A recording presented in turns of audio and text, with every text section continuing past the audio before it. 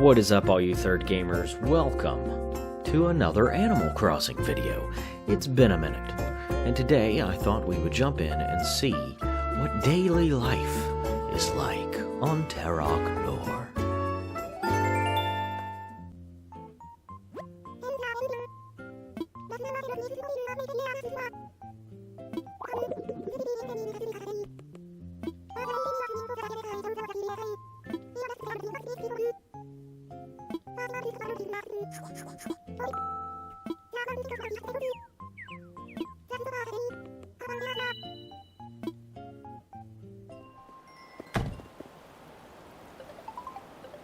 Alright, we're brought out immediately from our home to start our brief daily grind, as you were, for Terok Nor, and we are immediately met with a phone that is ringing. This is because I sold things. Timmy and Tommy are giving me money for the things that I sold. Much obliged and much thanks. I then quickly come over here and check the mail. Pietro sent me a letter. You know what's a good way to get to know someone better? Send them a card like this. Let's see where to start. Maybe I should tell you something about me that you don't know. Oh, I'm out of space. Regretfully, Pietro. Then I throw it away. I then see that I have a gift from Gulliver, who wants to thank me for saving his life yet again, even though I'm fairly confident he would have survived. I then open said packaging, and I have an elder mask. I then try it on. It looks rather interesting and a little bit creepy.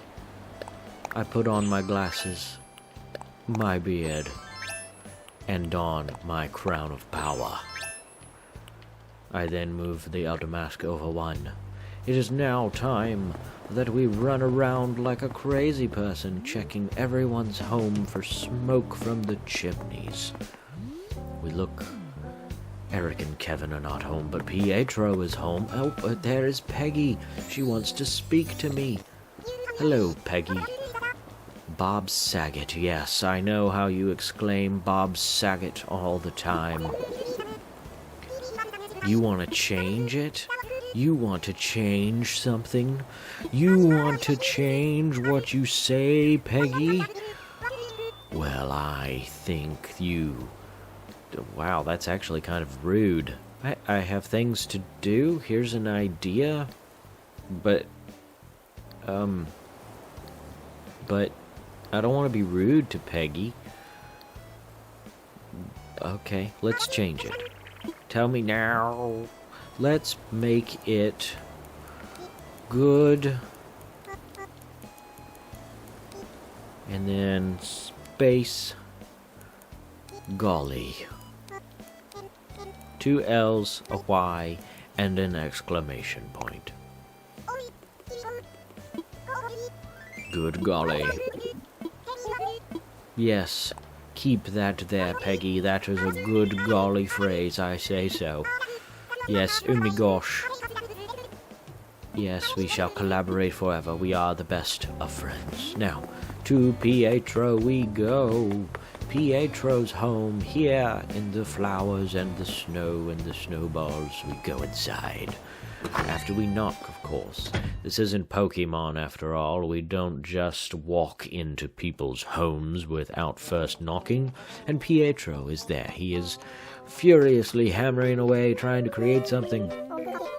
We ask him. He uses my nickname, Cupcake. Why he calls me Cupcake, I don't actually know. What are you doing? Oh, he's making basement flooring. It came to him in a dream, he tells me. Basement flooring? I know how to make it, apparently so. Don't ask me, though, where on earth I learned how to make it, and he then proceeds to hand me the recipe for basement flooring.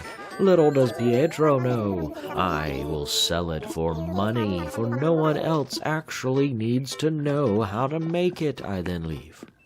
And he waves. We see there's a fossil.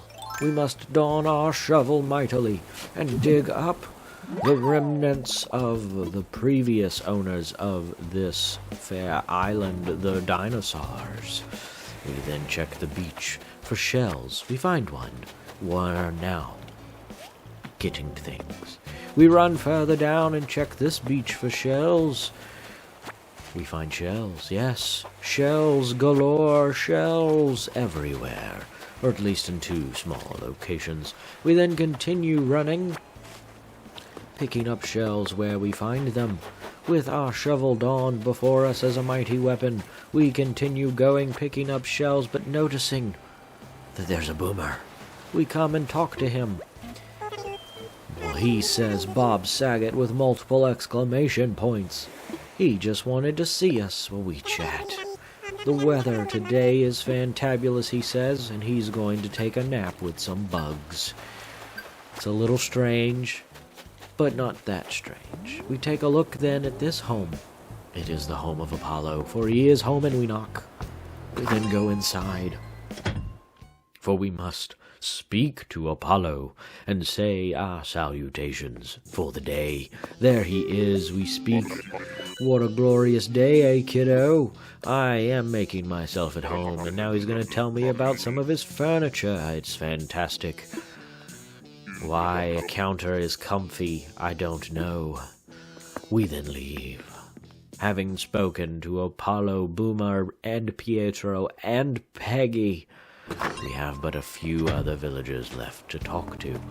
And we see her, wearing her MVP shirt. It's Rhonda we speak. She wishes me a fine afternoon, and I say let us talk. They're making the most of today. Good for you, Rhonda. And there's Melba wearing her color-coded sweater. Bob Saget, it's nice to see you, Bob Saget. I'm not Bob Saget, but I have most of my villagers exclaim Bob Saget for unknown reasons. Sometimes she misses her parents. Other times she's afraid they're going to stop by unannounced. Well. Oh, hi, Leaf. How you doing? You got stuff to sell? I don't actually need to buy anything from you. And then we run this way. We find a branch. We pick it up. We continue to run around like a maniac with our shovel in front of us. No sign of Kevin or Eric. We then see another fossil that must be dug up with the most haste. We dig it up and exclaim upon our discovery. Continuing to move forward, we then check over here, where a gnome is continuing his maintenance of a lawnmower, even though the ground is covered with snow. As now we have seen what there is to see on this side, except this rock. We pick it up. We continue to run, making our way. Hi, Boomer. Making our way back to the main plaza here. Here is where we cross the river. Coming to this other side, we know Boomer is unavailable. Melba is also been spoken to. We pick up a branch, and there's Vic. He's doing some weights. Well, he says, howdy. We talk. Weather's downright pleasant, he says. Like his sunny disposition. We then pull our shovel back out. Changing our camera angle, we quickly run around. We found Kevin. We speak to Kevin Bacon. He says, oh, thanks for delivering a present to Apollo. We got into a fight over nothing. Did he say anything? I tell him, come to think of it. He nodded approvingly, and he refers to me as Maximum. Don't ask me why. It's again another form of a nickname I don't know. So now we're on this beach. Here we run very quickly, gathering shells, scaring away fishes, and talking to Panchetti. She exclaims Bob Saget multiple times, and we speak. She's happy that I come and talk to her on the daily. We then continue, ignoring the invading gnomes. We find ourselves a bottle. This bottle possesses a DIY recipe but chances are very good that we indeed already know. But we check it anyway, for it is what we do. Yea, we found it from our pop star Pango. We then look at it, it's a log stool, and indeed we know it already. As is the case with pretty much all of the bottles. We immediately put away our shovel, for we noticed that there is a tree bearing money, ready to be shaken. A bug fell from the tree. I don't particularly care. I immediately chop the tree down. Yes. Donning my shovel yet again, we dig, and then kick, and then put it away, and then pick up the wood that I chopped. Running back over into this direction, we see branches on the ground. We pick them up. We come up to our amusement area. Running face first into a lamppost, we then find another fossil. Must be dug up, I say. We then come and we check the Able Sister shop for a variety of clothing items. Here we know that there must be things to buy, for there are things every day to buy, and we must support the local economy. They welcome me, and I say hello to Sable. Sort of silly. The sunny weather makes her work faster. I don't know why she's making shorter sleeves, considering the fact... Wait, what? No, I don't want to know. I'm trying to talk to... There's Eric. He's right there. He's going around back. No, I don't know why. Stop. I'm not trying to... I was trying to talk to Eric. Eric, my friend. There you are. Eric, he says. Oh, hello, Maxim. Mum. Funny. Running into me. Why is it funny? There are only 2 shops on the island. Chances are good. And we run away. We then proceed to go into the dressing room. Do I want to? Yes. Yes, I do. I go in with my golden armored shoes, and I have a look around. I see an Argyle sweater. This color. It is most fantabulous. I indeed enjoy it. And I agree to purchase it. Yes, I want to purchase it, but no, it can go to storage, for I am in my royal regalia. Thanks a bunch, and we depart.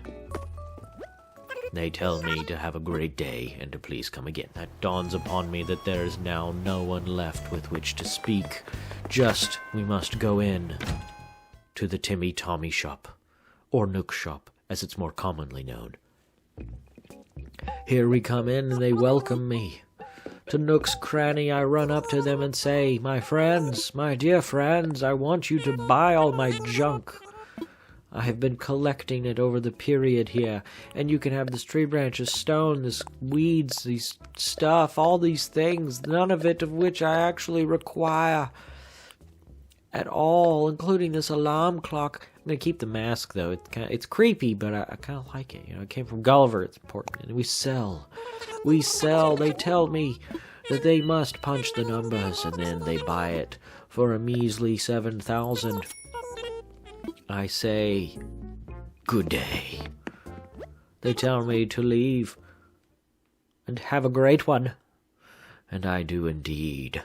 I run forth, running outwards. I run, I hop, I skip and I jump. I then come to the town hall, the community center, the center of the island where all things are made possible.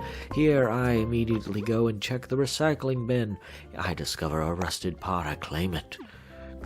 But that is all. I then must get my daily Nook miles allowance, even though I have over 300,000 of them, and none of these actually matter. I quickly log in and check. Is there anything here that I need? A country fence DIY. I buy it because I know someone who needs it. I redeem my monies and generate this country fence. It comes forth, and I take it. Thank you. I am much obliged.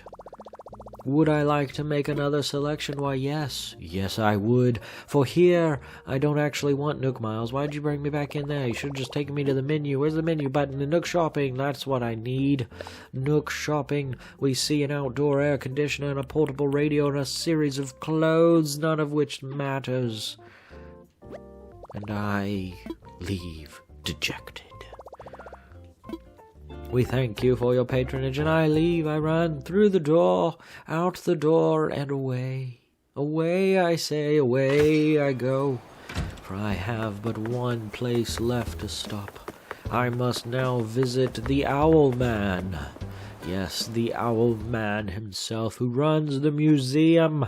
Here, he is the only one who knows. He knows things about the previous owners of the island, the dinosaurs. He wishes me a welcome, and I say, look at these rocks I dug up out of the ground. Are they anything special? Are they worth money? What are they called? Do you know, Owl Man? And the owl looks and says, oh, look at that. They are quite nice, but our museum already has all the fossils. This is pointless. Why do you keep bringing them to me? I don't know. It's just a ritual at this point. He wishes me a good day and I leave. And now, the things have been done. The fossils have been dug. The trees have been shaken. The people have spoken. I proceed to then make one last deposit into this box. I sell all of my fossils and the rusted pot for 15,000 bells. I know for sure that the money there will go into my pocket to be deposited into my bank and never touched again, for I have reached the stage of absolute wealth upon Terok Nor, and that is the daily life of Terok Nor. Thanks for watching.